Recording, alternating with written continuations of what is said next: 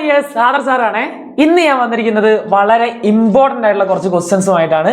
ഈ ചോദ്യങ്ങൾ പഠിക്കാതെ മക്കൾ എന്ത് ചെയ്യരുത്, എക്സാം ഹാളിലേക്ക് പോകരുത്. വളരെ ഇമ്പോർട്ടൻ്റ് ആയ ചോദ്യമാണ്. നമുക്ക് ഓരോ ചോദ്യങ്ങളായിട്ട് നോക്കാം. ആദ്യത്തെ ചോദ്യം, നിങ്ങൾക്കറിയാം, നമ്മുടെ ആക്ടിവിറ്റി കണക്കെയാണ് നിങ്ങൾക്ക് എന്തുണ്ടാവുക, നിങ്ങളുടെ ക്വസ്റ്റ്യൻ പേപ്പറിൽ ചോദ്യങ്ങൾ ഉണ്ടാവും അല്ലെ. അത് മക്കൾക്ക് അറിയുന്ന കാര്യമാണ് അല്ലേ. ഒരു 8 ആക്ടിവിറ്റി ഉണ്ടാവും, അതിൽ 6 ആക്ടിവിറ്റിക്ക് എന്ത് ചെയ്യണം, മക്കള് ആൻസർ ചെയ്യണം. അങ്ങനെയാണ് പൊതുവെ നമ്മുടെ എക്സാമിന്റെ പാറ്റേൺ എന്ന് പറയുന്നത്. നമുക്ക് ആദ്യത്തെ ക്വസ്റ്റ്യൻ നോക്കാം. ഒന്നാമത്തെ ക്വസ്റ്റ്യൻ എന്ന് പറയുന്നത്, which atmospheric layer lies closest to the earth surface and is where all weather phenomena occur. നിങ്ങൾക്കറിയാലോ, ഇത് അന്തരീക്ഷത്തിന്റെ ഘടനയായി ബന്ധപ്പെട്ട ചോദ്യമാണ് അല്ലെ. സ്ട്രക്ചർ ഓഫ് ദ അറ്റ്മോസ്ഫിയർ ആയിട്ട് ബന്ധപ്പെട്ട ചോദ്യമാണ്. അപ്പൊ ചോദിച്ചിരിക്കുന്നത് ഭൂമിയുടെ ഉപരിതലത്തോടെ ഏറ്റവും അടുത്തു കിടക്കുന്നതും കാലാവസ്ഥാ പ്രതിഭാസങ്ങൾ നടക്കുന്നതുമായിട്ടുള്ള അന്തരീക്ഷ പാളി ഏതാണെന്നുള്ളതാണ്. അപ്പൊ നമ്മൾ എന്ത് ചെയ്യുന്നുണ്ട്, അറ്റ്മോസ്ഫിയറിന്റെ ഈ ലെയേഴ്സിനെ കുറിച്ച് നമ്മൾ കൃത്യമായിട്ട് പഠിക്കുന്നുണ്ട് അല്ലെ. അന്തരീക്ഷത്തിന്റെ പാളികളെ കുറിച്ച് നമ്മൾ പഠിക്കുന്നുണ്ട്. അപ്പൊ അതിലെ ഏറ്റവും ഭൂമിയുടെ ഉപരിതലത്തോട് അടുത്ത് കിടക്കുന്ന അല്ലെ, സർഫേസിനോട് അടുത്ത് കിടക്കുന്ന ഏത് ലെയർ ആണെന്നുള്ളതാണ് ചോദിച്ചിട്ടുള്ളത്. സിമ്പിൾ ആയിട്ട് ആൻസർ ചെയ്ത ഏതാണ്, ട്രോപ്പോസ്ഫിയർ ആണ് കേട്ടോ. ട്രോപ്പോസ്ഫിയർ ആണ്, അത് കൃത്യമായിട്ട് എഴുതി വെക്കുക. അടുത്ത ചോദ്യം നോക്കി നോക്കൂ. Match atmospheric layer with their correct features അല്ലെ. അന്തരീക്ഷ പാളികളെ അവയുടെ സവിശേഷങ്ങളുമായി ചേരുമ്പടി ചേർക്കാന്ന് പറഞ്ഞുള്ളത്. ഇവിടെ കുറെ കൊടുത്തിട്ടുണ്ട്. സ്ട്രാറ്റോസ്ഫിയർ കൊടുത്തിട്ടുണ്ട്, മെസോസ്ഫിയർ കൊടുത്തിട്ടുണ്ട്, തെർമോസ്ഫിയർ കൊടുത്തിട്ടുണ്ട്, എക്സോസ്ഫിയർ കൊടുത്തിട്ടുണ്ട്. ഉൽക്കകൾ കത്തിയെറിയുന്ന പാളിയാണ്. ബഹിരാകാശം ലയിക്കുന്ന പുറമേയുള്ള പാളിയാണ്. The uppermost layer merging into the space. Ozone പാളി കാണപ്പെടുന്നു. ഓസോൺ ഇത് കണ്ടെയ്ൻസ് ദ ഓസോൺ ലെയർ എന്ന് കൊടുത്തിട്ടുണ്ട്. റേഡിയോ പ്രക്ഷേപണം സഹായിക്കുന്നു. ഹെൽപ്സ് ഇൻ റേഡിയോ ട്രാൻസ്മിഷൻ എന്നൊക്കെ കൊടുത്തിട്ടുണ്ട്. ഇത് തെറ്റാണല്ലേ.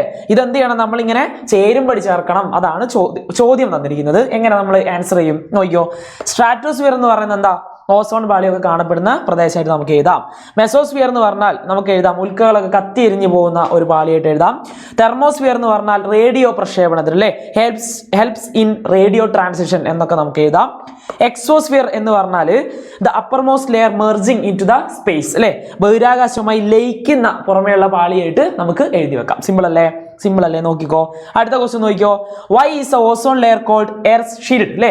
എന്തുകൊണ്ടാണ് ഓസോൺ പാളിയെ ഭൂമിയുടെ കവചം എന്ന് വിളിക്കാൻ കാരണം എന്നാണ് ചോദിച്ചിട്ടുള്ളത്. കാരണം അറിയോ, എന്തുകൊണ്ടാണ് നോക്കിക്കോ.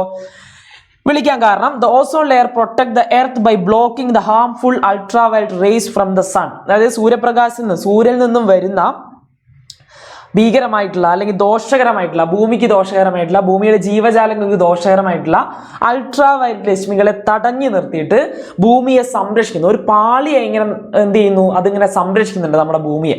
അതുകൊണ്ടാണ് ഭൂമിയെ എന്ത് വിളിക്കുന്നത്, ഭൂമിയുടെ രക്ഷാകവചം, ഒരു ഷീൽഡാണ് എന്ന് ഓസോൺ പാളിയെ വിളിക്കുന്നതുള്ള കാര്യം ആലോചിക്കുക കേട്ടോ. അപ്പൊ അതെന്ത് ചെയ്യുക, കൃത്യമായിട്ട് പഠിച്ചു വെക്കുക.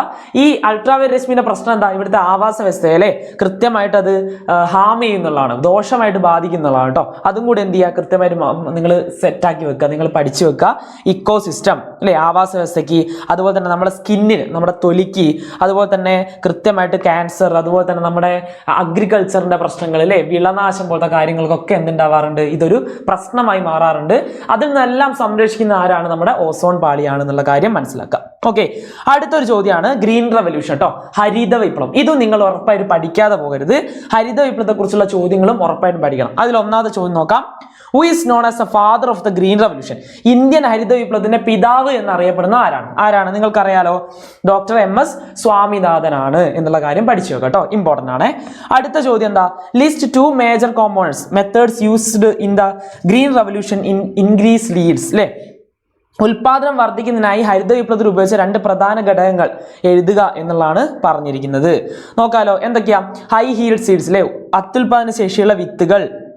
ഓക്കെ, അതെന്ത് ചെയ്യണം, നിങ്ങൾ കൃത്യമായിട്ട് എഴുതണം. പിന്നെ എന്താ, ഫെർട്ടിലൈസേഴ്സ് അല്ലെ, രാസവളങ്ങൾ ഇമ്പോർട്ടൻ്റ് ആണ്. ഇത് രണ്ടും എന്ത് ചെയ്യുക, എഴുതി വെക്കുക. ഇത് രണ്ടും ഗ്രീൻ റെവല്യൂഷന് വേണ്ടിയിട്ട്, ഹരിത വിപ്ലവത്തിന് വേണ്ടിയിട്ട് ഉപയോഗിച്ചിരുന്ന 2 പ്രധാനപ്പെട്ട ഘടകങ്ങളാണ്. ഓക്കെ, അടുത്ത ചോദ്യം, mention on negative impact of the green revolution on the environment. ഹരിത വിപ്ലവം പരിസ്ഥിതിയിൽ ഉണ്ടാക്കിയുള്ള ഒരു ദോഷഫലം എഴുതുക എന്നുള്ളതാണ്. പലതരത്തിലുള്ള ദോഷഫലങ്ങളുണ്ട്. പ്രധാനമായിട്ടും നമ്മൾ നോക്കുകയാണെങ്കിൽ ജലലഭ്യത കുറഞ്ഞിട്ടുണ്ട്. കാരണം ജലം അമിതമായി ഉപയോഗിച്ചതിന്റെ കാരണമായിട്ട് ഭൂഗർഭജലം അല്ലേ, നമ്മളെ ഗ്രൗണ്ട് വാട്ടർ സോഴ്സ് ഒക്കെ വല്ലാതെ നഷ്ടപ്പെട്ടിട്ടുണ്ടായിരുന്നു. അതൊന്നാമത്തെ കാര്യം. രണ്ടാമതായിട്ട് മണ്ണിന്റെ സ്വാഭാവികമായിട്ട് ആ ഫെർട്ടിലിറ്റി എന്ത് ചെയ്തു, നഷ്ടപ്പെട്ടു. അതായത് ഫലപുഷ്ടത അല്ലെ. അപ്പൊ നമ്മളൊരു കൃഷി ചെയ്യണേ മണ്ണിൽ മണ്ണിന് എന്ത് വേണം? നല്ല രീതിയിലുള്ള ഫലപുഷ്ട വേണം. അത് നഷ്ടപ്പെട്ടിട്ടുണ്ട്. അതും ഒരു പ്രധാനപ്പെട്ട കാരണം എന്തുകൊണ്ടാണ് നഷ്ടപ്പെട്ടെ? വലിയ രീതിയിലുള്ള വളങ്ങൾ, കീടനാശിനികളൊക്കെ ഉപയോഗിച്ചുകൊണ്ട് കേട്ടോ. അതുകൊണ്ടാണ് ഈ ഒരു മണ്ണിന്റെ ഫലപുഷ്ടത, മണ്ണിന്റെ ഫെർട്ടിലിറ്റി നഷ്ടപ്പെടാനുണ്ടായിട്ടുള്ള കാരണം എന്ന് പറയുന്നത്. അപ്പോൾ ഇത്രയും എന്ത് ചെയ്യുക, എൻ്റെ മക്കൾ അടിപൊളിയായിട്ട് പഠിക്കുക. ഈ ചോദ്യങ്ങൾ ഉറപ്പായിട്ട് നിങ്ങൾ നോക്കണം. ഉറപ്പായിട്ട് ഇത് വിട്ടുപോകരുത്. അടിപൊളിയായിട്ട് പഠിക്കുക. നമുക്ക് അടുത്ത വീഡിയോ കാണാം. ബൈ.